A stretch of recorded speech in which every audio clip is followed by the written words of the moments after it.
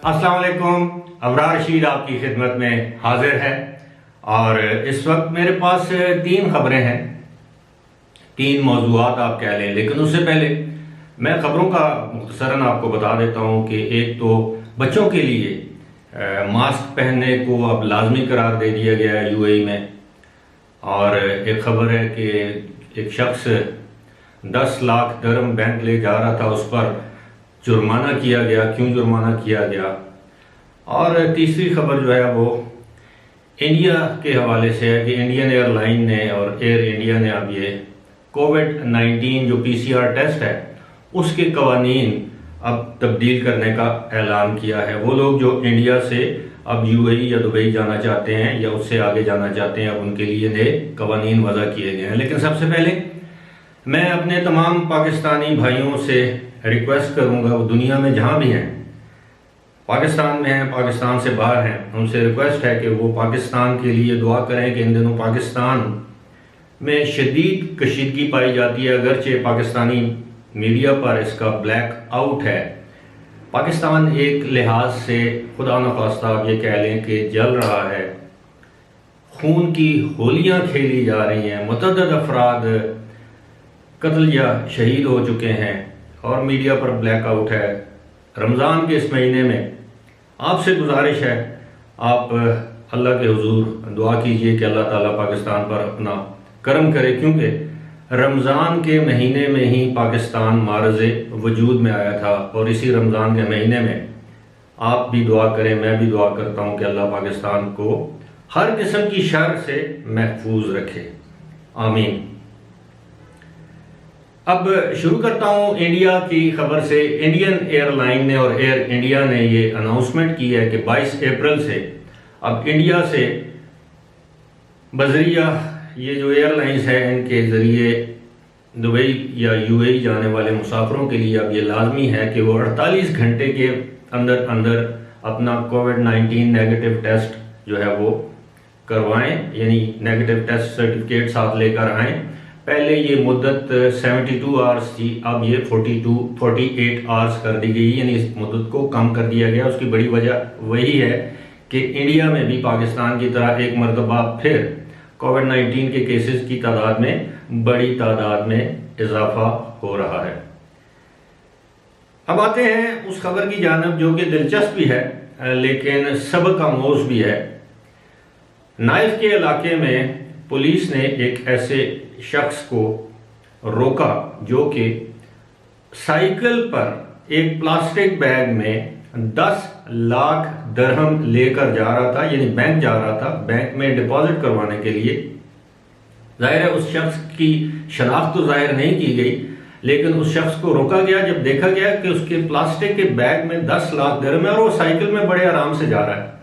तो उसको पुलिस ने रोककर उस पर जुर्माना किया। पुलिस ने एक मरतबा फिर नाइफ पुलिस के जो पुलिस स्टेशन के जो डायरेक्टर हैं डॉक्टर तारिक मोहम्मद, उन्होंने एक मरतबा फिर खबरदार किया है कि तमाम वो कंपनियां, वो अफराद जो बड़ी रकूम लेकर जाते हैं बैंकों में, एक तो ये है कि उनको कार में जाना चाहिए और एक ये है कि 2 अफराद ज़रूर होने चाहिए, यानी एक शख्स जो रकम लेकर जा रहा है और दूसरा शख्स उसका साथी होना चाहिए, ताकि वो किसी भी मुमकिना चोरी या डकैती या रॉबरी जिसे हम कहते हैं उससे बच सके।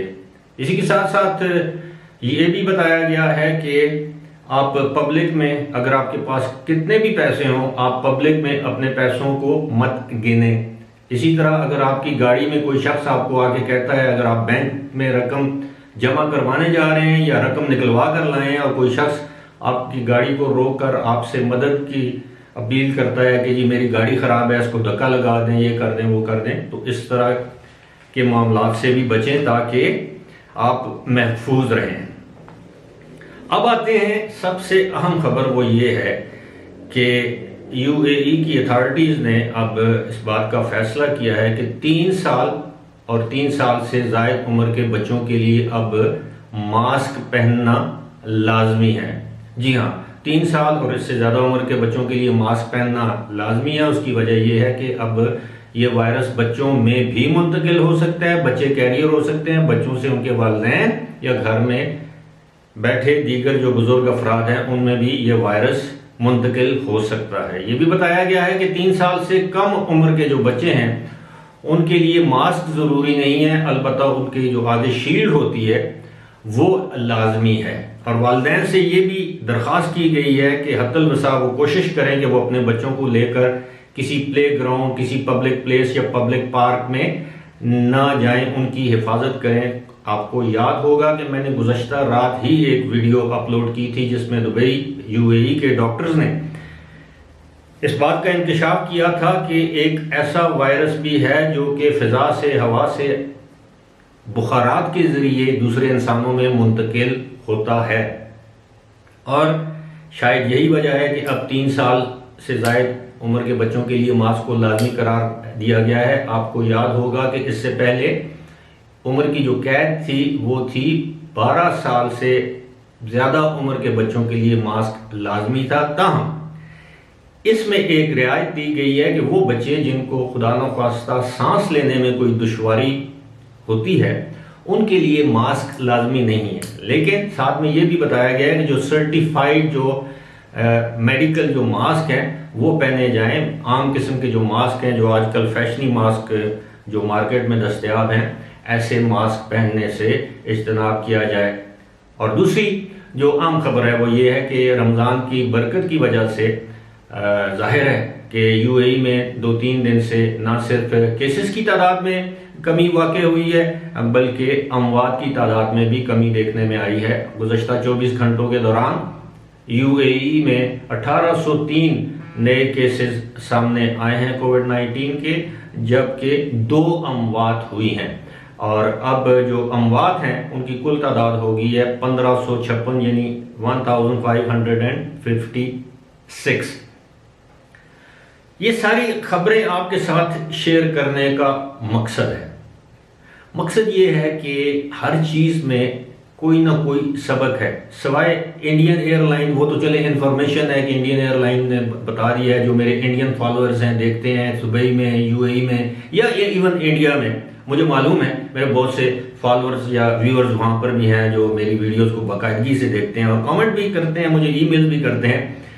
उनके लिए ये लाजमी है कि अब उनको पता होना चाहिए कि 72 आवर्स के बजाय 48 आवर्स कर दिए गए हैं उनके पीसीआर टेस्ट की जो नेगेटिव रिपोर्ट है। और ये नेगेटिव रिपोर्ट 2 ज़बानों में होनी चाहिए, यानी अंग्रेज़ी या अरबी में अगर आप यूएई जा रहे हैं। और दूसरी बात यह है कि इसके ऊपर QR कोड का होना लाजमी है। ऐसा नहीं है कि आप आम रिपोर्ट लेकर चले जाएं। और ये हार्ड कॉपी यानी एक प्रिंटेड फॉर्म में ये रिपोर्ट होनी चाहिए।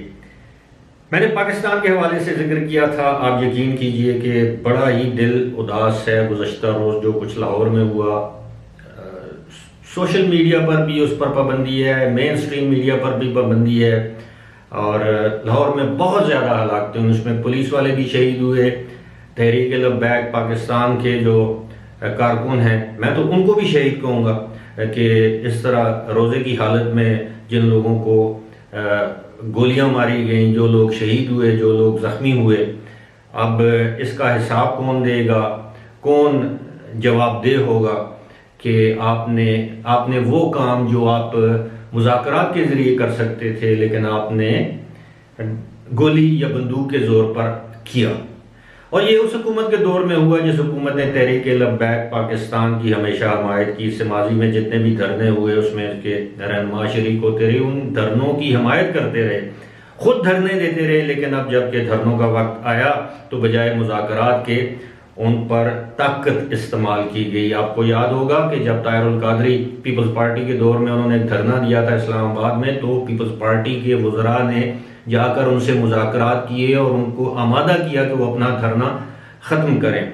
इसी तरह जो 2014 का ताहिरुल कादरी साहब की जमात का पैट जिसे कहते हैं पाकिस्तान अवामी तहरीक का जो धरना था, तहरीक इंसाफ का जो धरना था, वो भी मैं समझता हूँ किसी हद तक पुरअमन तरीके से ही इख्तिताम पजीर हुए। वजूहात चाहे कुछ भी हों, ये धरना भी, ये जो धरने थे बल्कि पूरे मुल्क में, ये भी गुफ्तगू शनीद मुज़ाकरात के ज़रिए ख़त्म किए जा सकते थे। लेकिन ताकत का इस्तेमाल किया गया, जो कि मैं समझता हूँ कि दुरुस्त बात नहीं है। ये एक ऐसी रवायत या रविश ने जन्म लिया है। हम लोग तो अपने बचपन में ये आग और खून का खेल देखते रहे हैं, मार्शल लॉ के ज़माने में, जमहूरी दौरों में, अदवार में। लेकिन आजकल जो बच्चे हैं, जब ये सोशल मीडिया पर इस तरह की तस्वीर देखते हैं, वो सोचने पर मजबूर हो जाते हैं कि हमारे मुल्क में ये कुछ हो रहा है। हम तो समझते थे, सोचते थे कि ये फ़लस्तीन में ऐसा होता है, शाम में ऐसा होता है, मकबूजा कश्मीर में इस तरह होता है, जुल्म किया जाता है, लेकिन लीबिया में इस तरह होता है, इराक में ऐसा होता है। लेकिन जब उनको हम बताते हैं कि ये बदकिस्मती से आपके ही मुल्क में रियासत मदीना के दावेदारों के दौर में इस तरह का जुल्म हुआ है, जिसकी मैं समझता हूँ कि जितनी भी मजम्मत की जाए कम है। फिलहाल इसी के साथ मुझे दीजिए इजाज़त। खुदा हाफिज़।